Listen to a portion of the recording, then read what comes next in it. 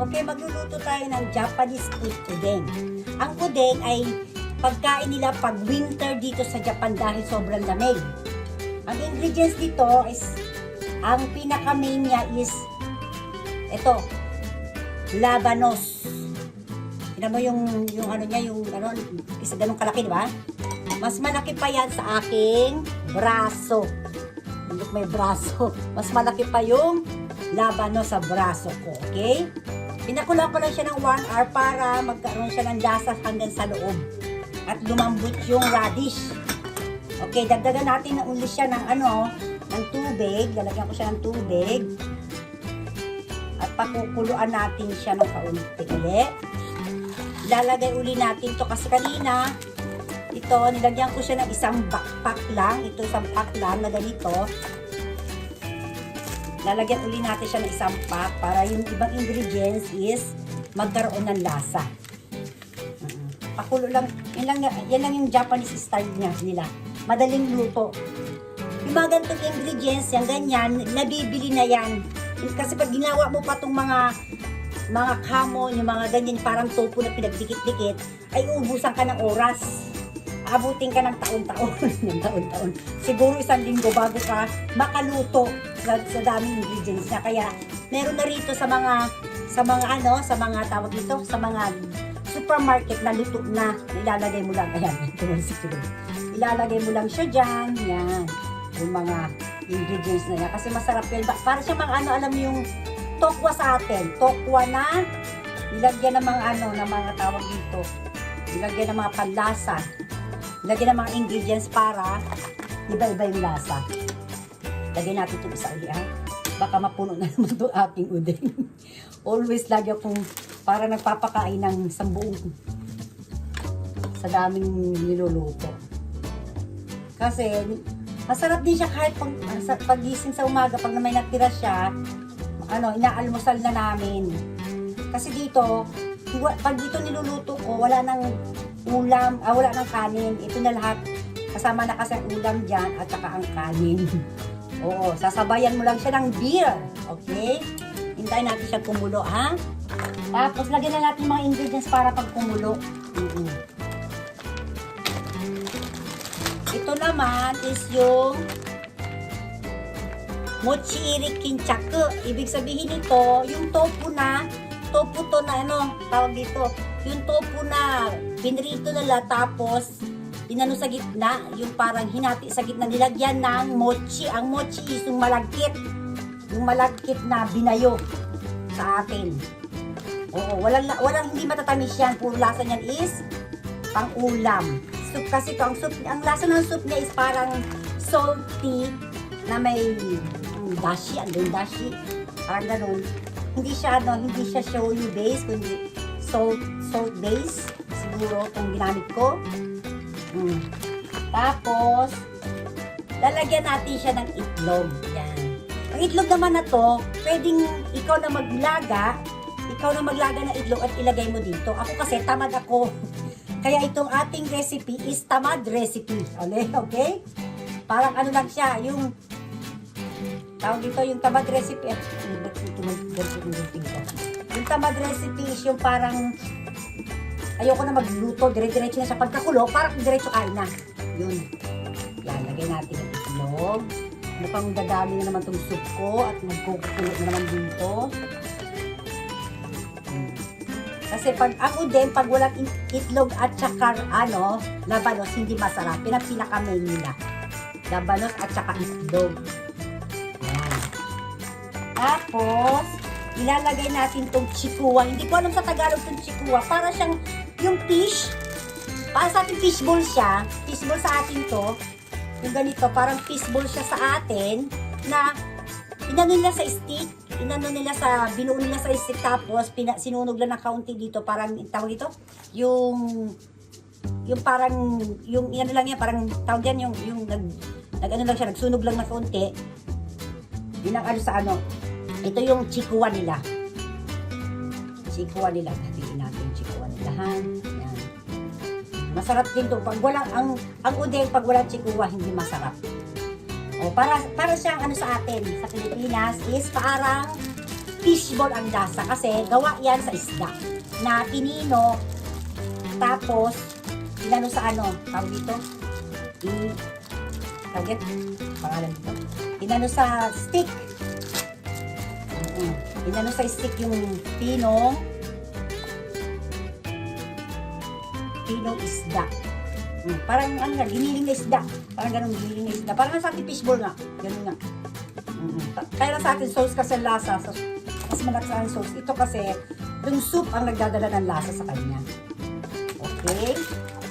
Tapos, lalagyan din natin siya ng sausage wina kasi masarap na ng sausage wina sa udeng. Okay. Lagay-lagay lang siya, yan, ganyan. Okay. Tapos, pag kumulo na yan, at medyo ano na, ito naman is hampen. Hindi ko alam sa Tagalog ang hampen. Para siyang puting ano to eh. Hindi ko alam kung anong sa Tagalog to eh. Wala sa atin sa Pilipinas to kaya hindi ko alam sa Tagalog eh. Hampen ang tawag nila rito na putik siya na parang ano, parang siyang melengge ang style niya pero hindi siya matamis. Para siyang ganun lang. Yung lasa niya is wala masyadong ano, walang lasa kasi halos wala, lahat mga ano nilagay natin is walang lasa. Naglalasa lang siya dahil sa soup. Then, ilalagay natin to gyutang irit sumire. Yung parang ano to eh, yung gyutang, yung may karne siya, yung dila ng karne. At giniling nila tapos ginawa nilang parang barbecue style. Eh kung hindi magandang gunting, kung maghanap nga ka ng gunting. Okay. Kasi mahirap itong anuhin. Yan. Then ilalagay ko lang siya dyan sa gilid-gilid. Pag kumulo yan mamaya kasi, mukhang aapaw itong aking sabaw, bawasan natin ang kaunti. Masarap to kasi para siyang karne. Karne talaga lasa niya naging ano, yung parang fishball na karne din. Tawag ng mga tawag dito. Tagal ko na kasi wala sa Pilipinas, hindi ko lang pagkain sa Pilipinas kung Japan food yung kinakain ko. Ito yung kanilang Japanese food. Udeng pag winter. Pag winter nila yan. Mabibili mo rin itong mga ganitong food sa kanila sa mga 7-Eleven, meron sila.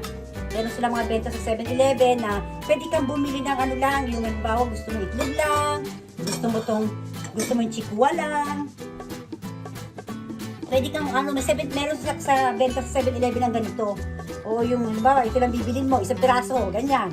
Halimbawa, ano, ang bibilin mo is yung tawag dito, yung daikon, ano ba yung daikon sa Tagalog? Ano yung daikon? Yung radish, ano yung radish sa Tagalog?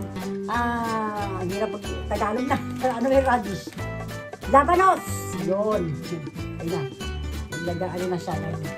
Kumaano na siya. Malapit na siyang maluto. Pag kumulo lang yan ng mga siguro 5 minutes, pwede na siyang kainin. Yan lang. At ang sarap niya i-partner sa beer. Pwede siyang pulutan. Pwede siyang sa akin, sa iba, ginagawa ko ng hapunan to. Yan ang pinakahapunan namin ngayon. Ngayong araw na to. Okay.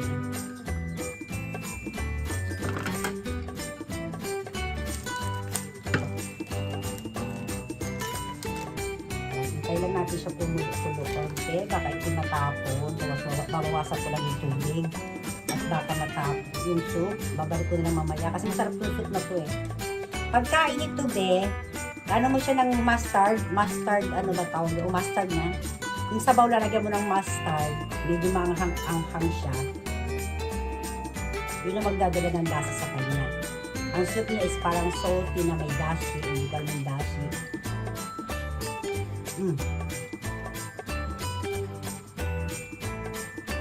Salty dashi. Lagyan pa natin ng isang ganito. Medyo ano siya tawag dito. Patabang. Pag kumulo yan, maghahalo na yan sila. Okay. Lapit na yan kumulo. hugasan lang natin mamaya para pagkuha mamaya ng soup nila, kailangan ibabalik ko yung soup na to. Kasi ang unang nauubos ay ang soup.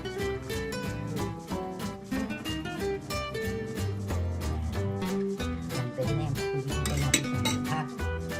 Then wait lang natin yung kumulo. Then takip-takip pa konti. At pagkakulo na yan, pwede na siya, ready to eat na siya. Ganun lang kadali ang udeng. Kasi ako is tamad magluto, at nakaka-stress magluto, puro lang madaling luto ang aking alam. Yung katulad ng ganyan, lagay-lagay lang, ready to eat na. Kasi mahirap yung lalasahan mo pa, minsan nagkakamali ka sa panlasa, di ba? Minsan napapaalat, minsan napapatabangan. Kaya mas maganda yung ganyan. Ito kasi sa Japan, maraming ganyang style ng yung parang sa atin, ano ba yun? Maraming rin ganyan ako sa Pilipinas yun.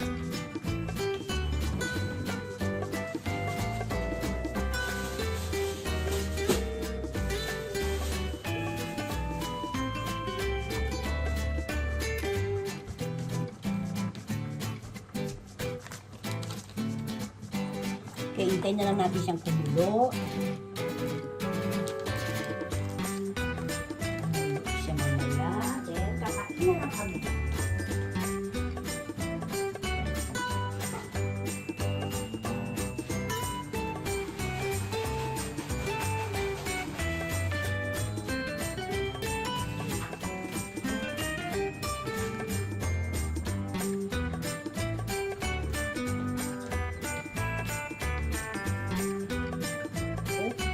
Malapit na siyang kumulo. Hintayin na lang natin yung ating alaga at boss ay darating.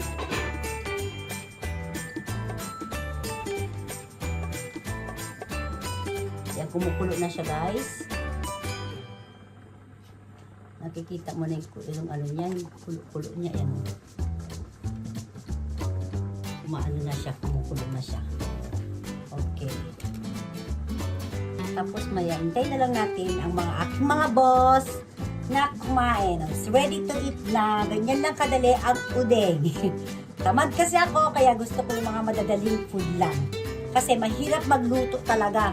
Everyday nagluluto ka, Diyos ko, 3 putahe. Hindi mo na alam minsan kung ano lulutuin mo. Kaya mas maganda yung nandito sa mga supermarket ng Japan.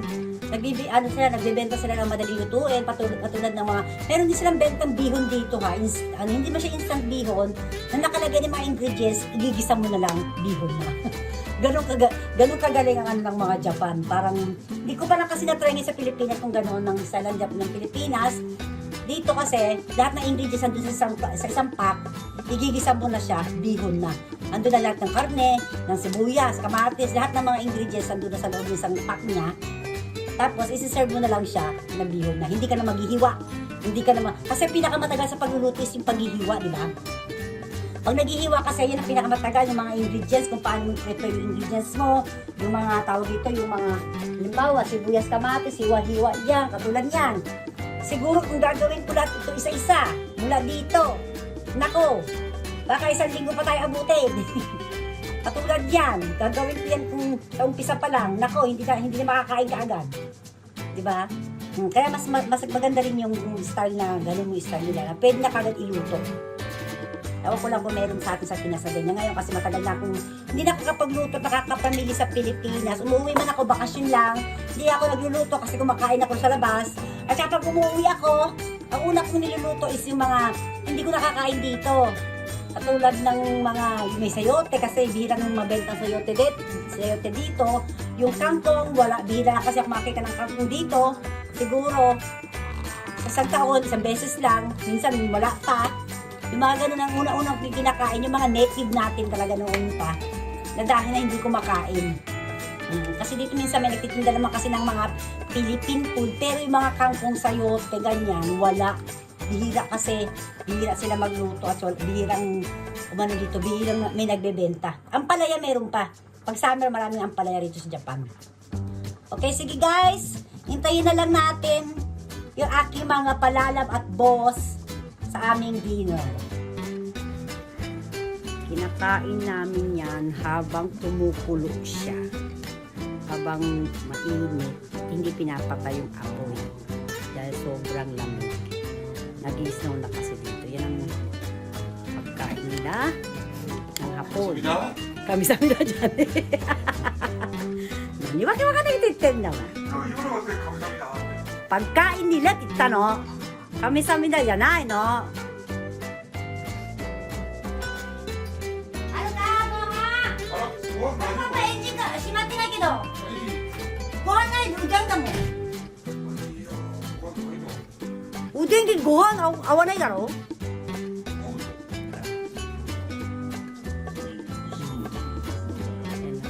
Narinig mo yung kulo pero hindi siya masyadong mag-ano. Yan, magahan tabi riyo. Kain na kami, yung mga bata. Nakatulog yung bunso ko. Yung babae ko nag-aantay sa kanyang palalaw. Ayaw. Habang may apoy siya, ano na pagkain mo.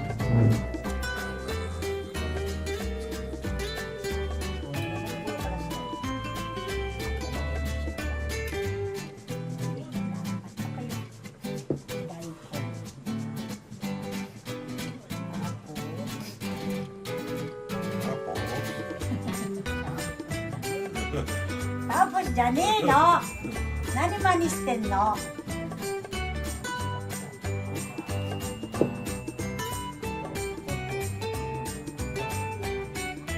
Tapos, lalagyan mo siya ng soup. Karang sino, no?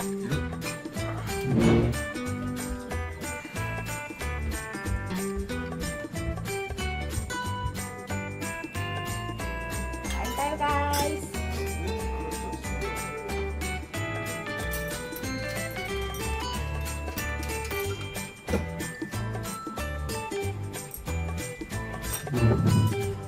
Then kampay.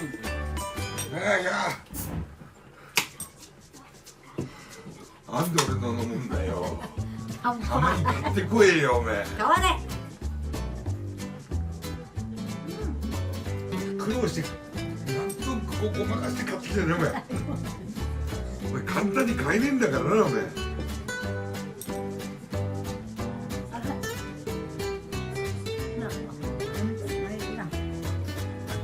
うまくみんなにやるのをこう入れて買ってきてんだから。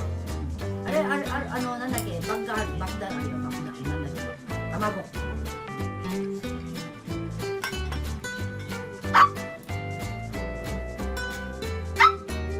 これ使います。も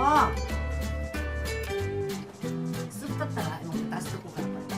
筋肉はない今ない。あそこにないから。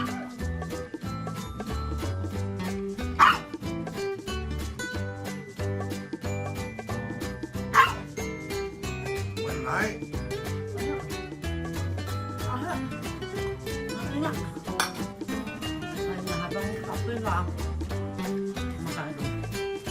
Antay guys. Kapag yung anak ko, tagal dumating.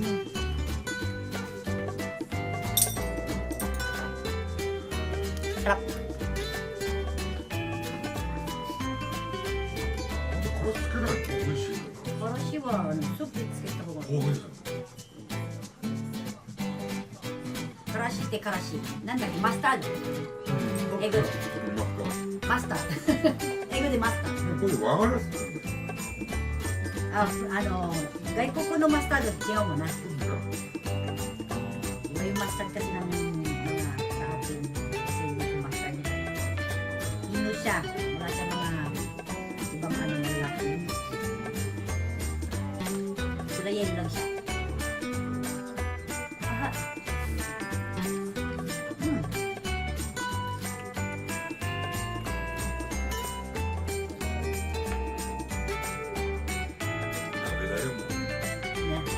Basta mo yung kinalo?